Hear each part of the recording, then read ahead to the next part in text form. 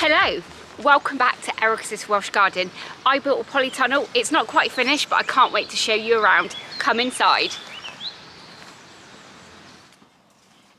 Welcome to the inside of the polytunnel. As you can see from the background, I've done absolutely nothing in here whatsoever. All I've done is build the frame. I've attached the frame to the ground, put the cover on, but I've not even yet secured the cover. So we're still at the really early stages of this polytunnel creation. Over the last 4 years or so, I have kind of on and off thought about putting a polytunnel up here in the woodland garden. I had the raised bed garden up here, which I was really proud of creating, but it never really did very well up here. Potatoes grew well, beans grew well, but any of the other crops always seemed to kind of really struggle to thrive up here. And obviously being a woodland, there is more shade here, but also my climate up here is so wet that it doesn't always give the best environment for things to grow. And I was thinking about getting a proper polytunnel, but that's just out of my budget. I thought about getting one of the blow-away polytunnels, and I was just really worried about getting something and then it not lasting at all. Down in my village, we had a storm a little while ago, and there was one of those blow-away polytunnels that was in the middle of the street. I have no idea whose garden it came from. We also had some people kind of down the street. They moved into their property, they bought a really big polytunnel, and then that kind of flew away in a storm as well. So it really did put me off. But I started to do some research, and there's quite a number of videos out there about how to reinforce a polytunnel. And I started watching those and thinking, okay, maybe that will work. So back in January, I was doing a little bit of a Google online, and I found this polytunnel here. This is 6 by 9 meters, and I bought it from Amazon.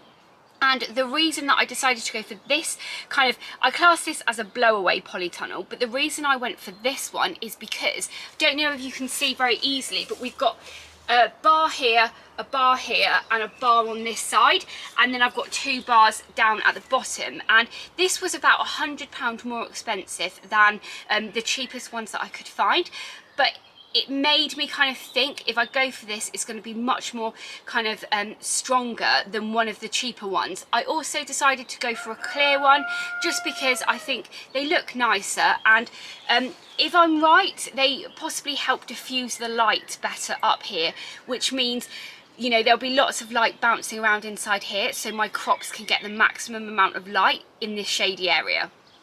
Another reason that I went for this polytunnel as opposed to other ones was just because it had a kind of standalone door. A lot of the polytunnels just have zips either end, so you can see this end here has a zip, and I didn't really want to have a zip like that as the main entrance to the polytunnel, because I'm really worried that, like, maybe in a year's time or something it would break and then I would have to replace the whole thing, which isn't really ideal. Now if we have a look down the length of the polytunnel here, you can see I've got these 2 raised beds. Now if you're familiar with my channel, you'll know that up in the woodland I had 4 of these raised beds that were kind of this way. So what I did was move them out of the way and then put the polytunnel on top, but actually I've still got a mound of soil from each one of the raised beds anyway, so that needs a bit of sorting out. But what my plan is to have them this way, kind of lengthways down the side of the polytunnel, and then have I've got a big scaffolding board, so I'm going to put the scaffolding board along here, and then I'll have a really big long raised bed.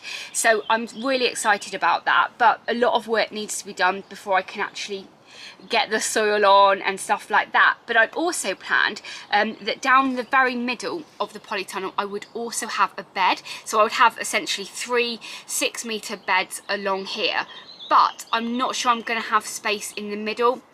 So I don't know if I have a really narrow bed that's kind of wide enough to put the grow bags or something like that on. I'm not sure yet, but I'm so excited that I've got this extra space up here in the polytunnel. The other day, I think it was over on my Facebook page, somebody asked me a really interesting question, and that question was, if this is such a shady area where my plants don't thrive at all, why am I putting a polytunnel up here? And It's a really valid question, and possibly some of you are thinking the same. But I do actually get quite a lot of light up here. But as I said before, the ground is so saturated sometimes if we have a lot of rain. Here we seem to get quite a lot of rain in the summer, and by having a cover over here, and you know, the light is going to come in, it's going to create a better climate for things to grow than before.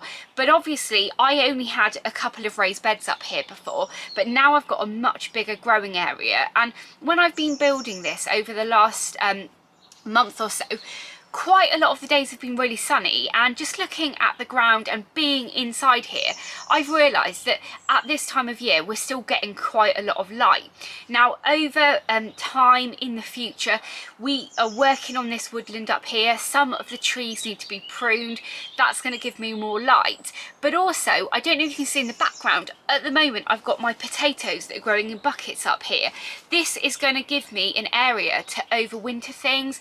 And also over at my polytunnel at the allotment, my onions that I put in September are growing amazingly.